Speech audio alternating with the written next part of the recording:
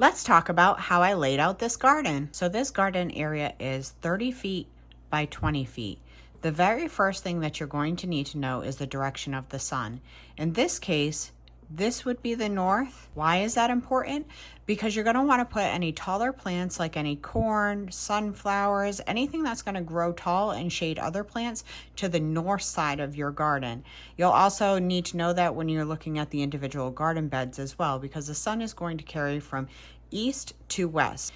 So now we're going to go ahead and find the center of the garden, and we're going to put a walkway down the center of the garden. I'm going to make this walkway 4 feet, and you'll see why later.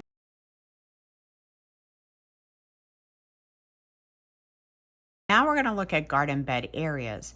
I like to keep my garden beds no more than 4 feet deep so that you can reach in. Now this garden, we don't need a fence, but if you needed a fence, you would want to go no more than 3 feet to the fence line, because you can reach in 3 feet, but if you go 4 feet, you then have to step into your beds to maintain it.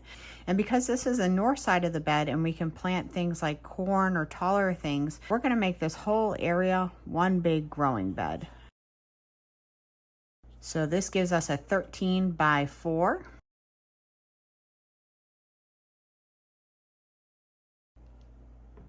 I generally like to keep my walkways no less than 3 feet. There's some exceptions I'm going to make in this diagram.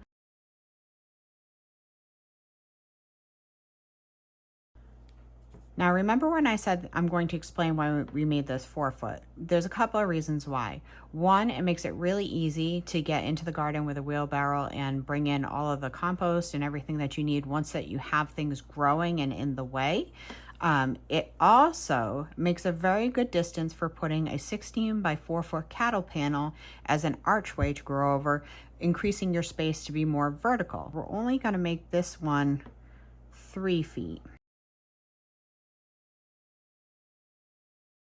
Okay, so now this is 4 by 3. Let's pretend this is our cattle panel here. We're going to use T-posts and put the cattle panel on either side. So there's our little archway through the garden. Now we know that we're going to need 2 more walkways on either side here. The things that you could grow on this would be something like squash or beans or cucumbers. We're going to go ahead and put a 3 foot walkway here. Now we're going to go ahead and make this rest of the space here a garden bed.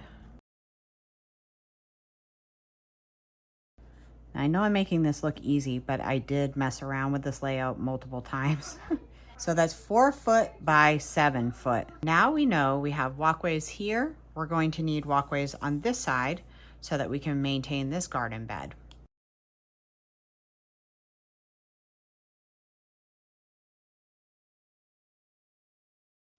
Now what we're going to do here is we're going to also, so that we get a straight pathway up and down through here, make this 3 foot, and we're going to go all the way to the edge with it. 3 by 6. That allows us to do is have another archway here. Now because this is 6 feet, we're going to have an extra 2 feet because the cattle panels are only 4 feet wide. So you can choose to either put it on the edge or move it closer this way. I personally would put it closer to this side, and then because this is the south side here, plant some companion plants on this side that would be a little bit lower, because if we put it on this side, then anything over here is going to get shade, a lot of shade. There, so now we have 2 vertical growing spaces. Now we know we're going to need another walkway on this side, again marking a 3 foot walkway. Because of how much space we have left on either side, this is too big of a space to make this one big growing area, because you would have a very hard time getting into the middle of it. So what I figured out is this would be my exception to the walkway rule. We'll have a 2 foot walkway between 2 beds that are 2 by 7.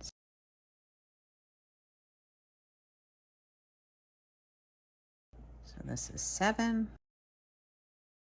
So there's the full layout. This will give you approximately 332 square feet of gardening space because you don't count the walkways.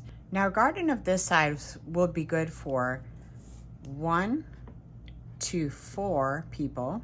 And once it's all set up and ready to go and all the garden areas are all set, it'll take you about 1 to 2 hours a week to maintain it.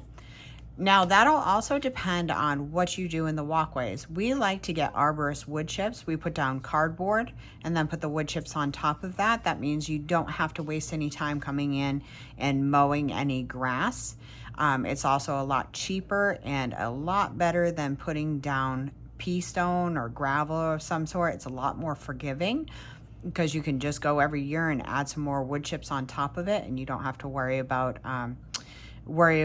putting any more gravel down. I would not use any sort of landscaping fabric. That tends to be a nightmare.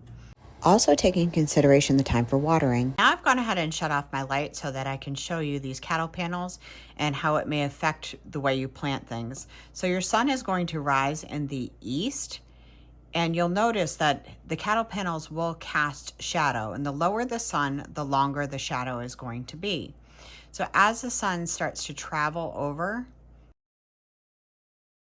are going to cast longer shadows on the east side of your garden. This would get you fresh produce during the spring, summer, and fall time frame, and get you some to put away and save. So it's not going to sustain you for the entire year, but you definitely can get a lot of produce out of this. And this is good for an intermediate gardener who doesn't have a full-time dedication to their garden.